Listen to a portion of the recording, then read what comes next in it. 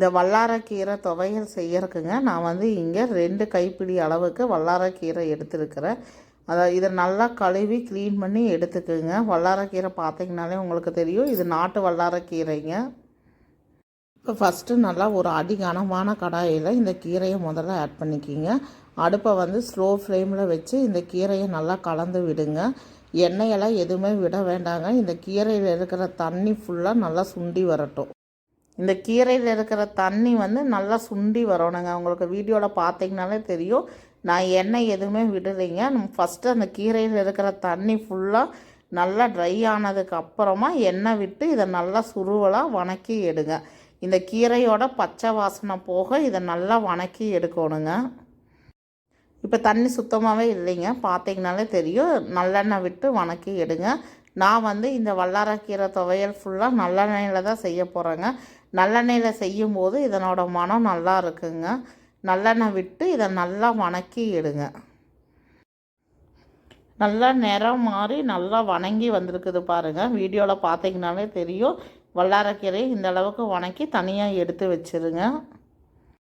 அடுத்ததாக இதே கடாயில் கொஞ்சம் நல்லெண்ணெய் விட்டு சூடாக்குங்க. நல்லெண்ணெய் சூடானதுமே 2 டீஸ்பூன் அளவுக்கு கடலைப்பருப்பு, 2 டீஸ்பூன் அளவுக்கு உளுந்து ஆட் பண்ணிக்கிங்க.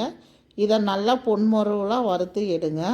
நல்லா சிவக்க வறுக்கணுங்க. அடுப்பை லோ ஃப்ளேமில் வச்சு நல்லா சிவந்து வர வரைக்கும் வறுத்து எடுங்க. இப்போ கொஞ்சம் நல்லெண்ணெய் விட்டு நான் 4 வரமிளகா ஆட் பண்ணியிருக்கிறேங்க. 2 பச்சை மிளகாய் ஆட் பண்ணிக்கிங்க. இதை நல்லா வதக்கி விடுங்க. இது கூட ஒரு 20 பல் அளவுக்கு பூண்டு, ஒரு சின்ன துண்டு இஞ்சி ஆட் பண்ணிக்கிங்க. இதையும் நல்லா வதக்கி விடுங்க. அடுத்ததாக இது கூட நான் வந்து இங்கே 300 கிராம் அளவுக்கு சின்ன வெங்காயம் எடுத்துருக்குறேங்க. அதாவது 2 கப் அளவுக்கு சின்ன வெங்காயம் எடுத்துக்குங்க. சின்ன வெங்காயம் நிறைய சேர்த்துற அளவுக்கு இந்த வல்லாரக்கீரை துவையல் வந்து நல்லா இருக்குங்க. நான் வந்து இங்கே அதிகம் எடுத்துருக்கிறேன். நீங்கள் உங்களோட விருப்பப்படி ஆட் பண்ணிக்கலாம். ஆனால் குறைஞ்சது ஒரு 200லேருந்து 300 கிராமாவது வேணுங்க. அப்போ தான் வந்து இந்த துவையல் வந்து நல்லாயிருக்கும். வல்லாரக்கீரையோட அந்த கசப்பு தன்மை கம்மியாக இருக்குங்க. இல்லைன்னா கீரை வந்து தோறடிக்கும். வெங்காயம் நல்லா வதங்கி வரட்டுங்க. வெங்காயம், இஞ்சி, பூண்டு, வரமிளகா, பச்சை மிளகா நம்ம இங்கே ஆட் பண்ணியிருக்கிறோம். இது வந்து நல்லா வணங்கி வரட்டுங்க. நான் வந்து நல்லெண்ணெயில் தான் வதக்கிட்டு இருக்கிறேன். நல்லெண்ணெய் ஆட் பண்ணிக்கிங்க. அப்போ தான் நல்லாயிருக்கும் இந்த துவையல்.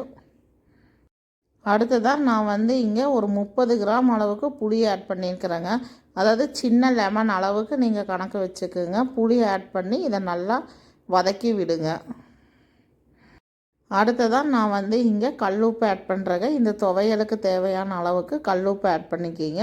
கல்லுப்பு சேர்த்து இது நல்லா வதக்கி விடுங்க. அடுத்ததாக ஒரு 1/2 டீஸ்பூன் அளவுக்கு பெருங்காயத்தூள் ஆட் பண்ணிக்கிங்க. பெருங்காயத்தூள் ஆட் பண்ணி இதை நல்லா வதக்கி விடுங்க.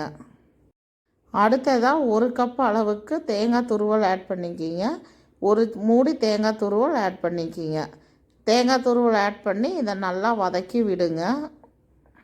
இப்போ தேங்காய் துருவல் ஆட் பண்ணி நல்லா வணக்கியாச்சுங்க. அடுத்ததாக நம்ம எடுத்து வச்சுருக்கிற கடலைப்பருப்பு, உளுந்தம்பருப்பு இதோட ஆட் பண்ணிக்கிங்க.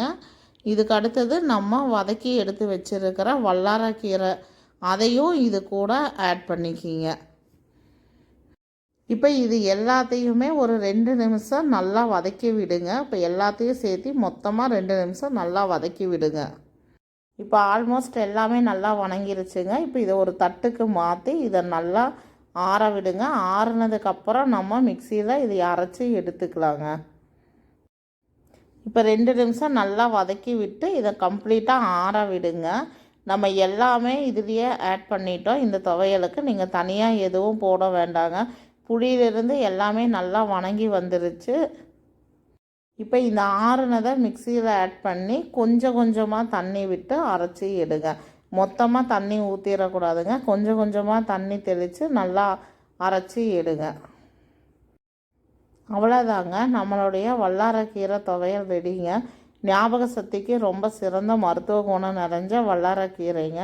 கண்டிப்பாக நீங்களும் இந்த வல்லாரக்கீரை துவையலை உங்கள் வீட்டில் செஞ்சு பாருங்கள். இதனோட டேஸ்ட் எப்படி இருந்தது அப்படின்னு உங்களோட ஃபீட்பேக் சொல்லுங்கள். இந்த ரெசிபி உங்களுக்கு பிடிச்சிருந்ததுன்னா லைக் பண்ணுங்கள், ஷேர் பண்ணுங்கள். மறக்காமல் நம்ம சேனலை சப்ஸ்கிரைப் பண்ணுங்கள். தேங்க்ஸ் ஃபார் வாட்சிங்.